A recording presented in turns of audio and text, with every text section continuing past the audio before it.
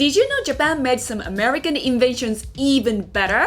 You might not believe it because USA #1! But constant improvement is part of Japanese DNA. It's called Kaizen, and this idea is so powerful that it has become a part of Western business philosophy. So, let's see how Japan improved these American things. Even though Japan is the country of video games, actually they were invented in America. In 1958, a scientist named William Higginbottom revealed the first video game ever, Tennis for Two. This game used a small computer to simulate the game of tennis. The players could control the game using two knobs and a button. When it was unveiled at the Brookhaven National Laboratory open house event, Higginbottom was so surprised at how many people lined up to play his simple game. Video games evolved a long way from this to this. Pong. This was one of the earliest arcade games and it was a revolution in the game industry. Many people consider this game to be the reason why video games industry took off. Also, it's said that the home version of Pong is the reason why we have home video game machines. At this time, the home video game console market was dominated by American companies like Atari, Coleco, and Magnavox. But eventually, the whole gaming industry in the US crashed in 1983 because of three main factors. Too much competition, too many poor quality video games are being released, and more competition from home computers like the Commodore 64. In Japan, we call the crash Atari Shock, and it gave companies like Nintendo or Sega a chance to compete in the home video game industry. The Nintendo Famicom and the Sega SG-1000 were both released in Japan in 1983, and they were huge success. When Nintendo decided to bring Famicom to the US, they didn't want people to think it's just another video game. So they called it the Nintendo Entertainment System and made it look more like standard video equipment like a VCR. And as we all know, the NES was a huge success in the US. Barbie, which is an institution, does about $500 million a year. Nintendo does over 3 times as much. Japan dominated video game industry for over 30 years. Can you imagine a world without such iconic games like Mario, Sonic, or Mr. Eat's favorite Sexy Beach 2? So, how did Japan improve on American video game invention? First, Japan was able to make so many new kinds of video game genres. Beat-em-up games like Final Fight, stealth game like Metal Gear Solid, survival horror games like Resident Evil, rhythm game like Dance Dance Revolution, and fighting games like my favorite Street Fighter 2 are just some examples. There are even video games based on classic Japanese anime like Cory in the House. Did you know that Nintendo was also the first to create the D-pad? Yes, this little cross-shaped button has become the standard on all controllers, even 39 years after its invention. Can you imagine video games without any of these inventions Japan made? What? Japan even improved Spider-Man? Yes, it's true! Many of you know Spider-Man as the friendly neighborhood web slinger. His secret identity is Peter Parker, a nerdy boy who got his powers after being bitten by a radioactive spider. But Japanese Spider-Man is more than just a friendly neighborhood web slinger.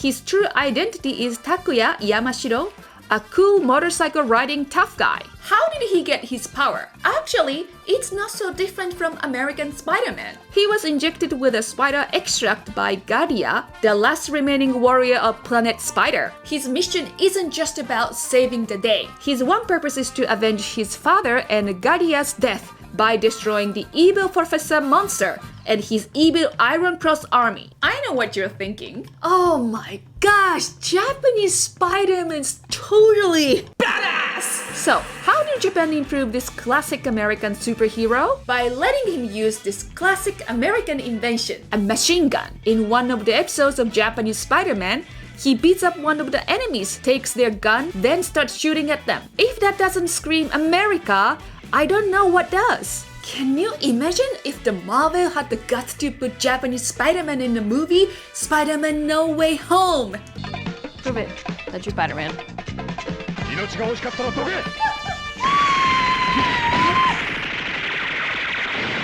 But Japanese Spider-Man's American powers don't stop there. He also has a machine gun installed into his badass car. Yes, Spider Machine GP7 is a four-wheel beast that can gun down anyone who stands in his way. And if mere bullets aren't enough, how about missiles? Where American Spider-Man believes, with great power comes great responsibility.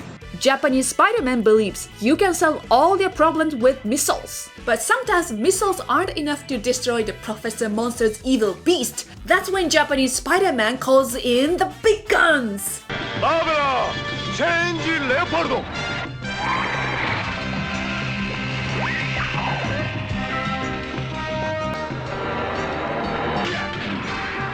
Of course, Japanese Spider-Man has a giant robot. What else were you expecting from Japan? Leopardon has powerful attacks like his arc turn and sword vigor. Leopardo, sword victor.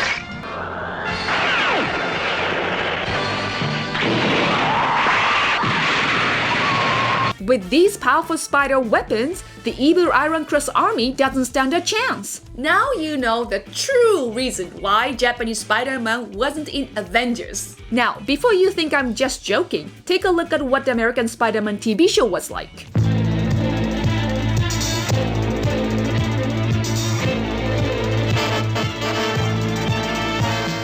He just looks so creepy. He definitely looks less like Spider-Man and more like Hentai Man. Even the theme song sounds like a hentai theme song.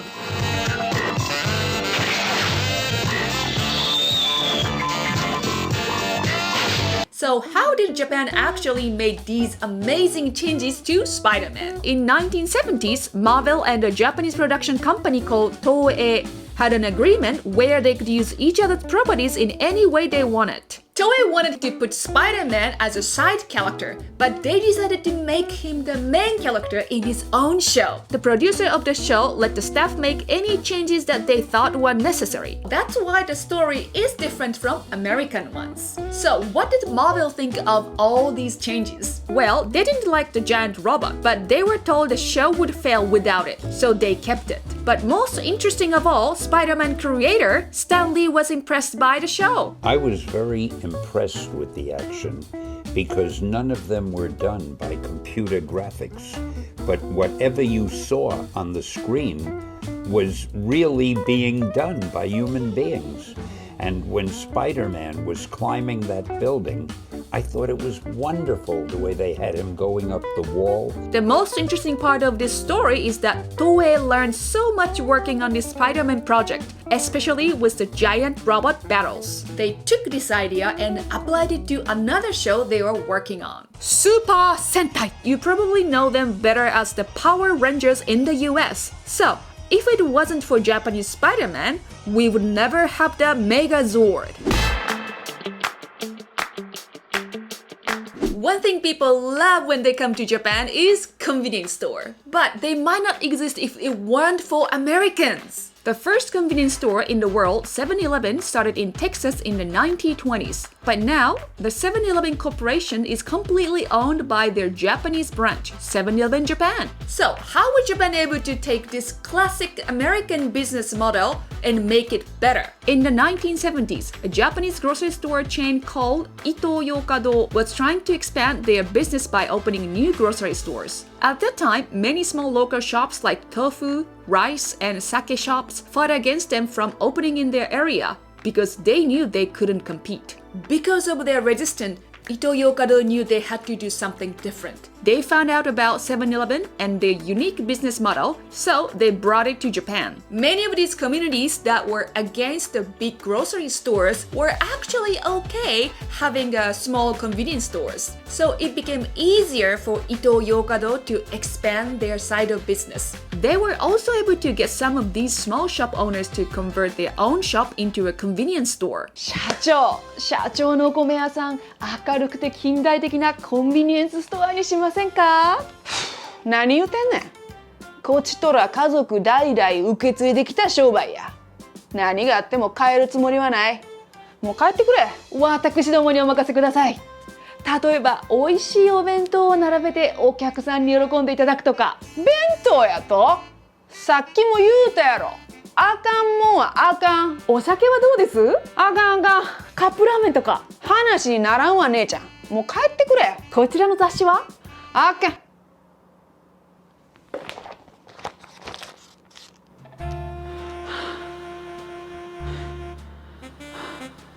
社長さえよければハードコアな成人向け雑誌をお店に並べさせていただきます。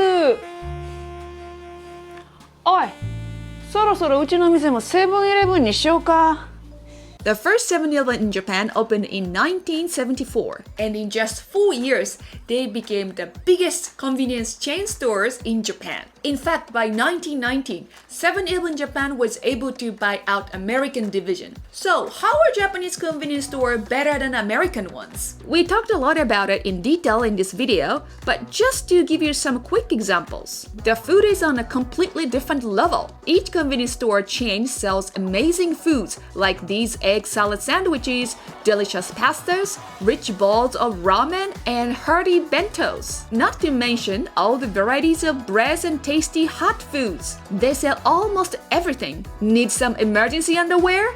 Yup, they have that too. And who can forget the wide selection of hentai magazines just waiting for you on the shelf? Japan also applied Kaizen to many aspects of everyday life here. That's why there are so many things in Japan that other countries need to do. You can learn about them in this video here. Thanks for watching. Okini!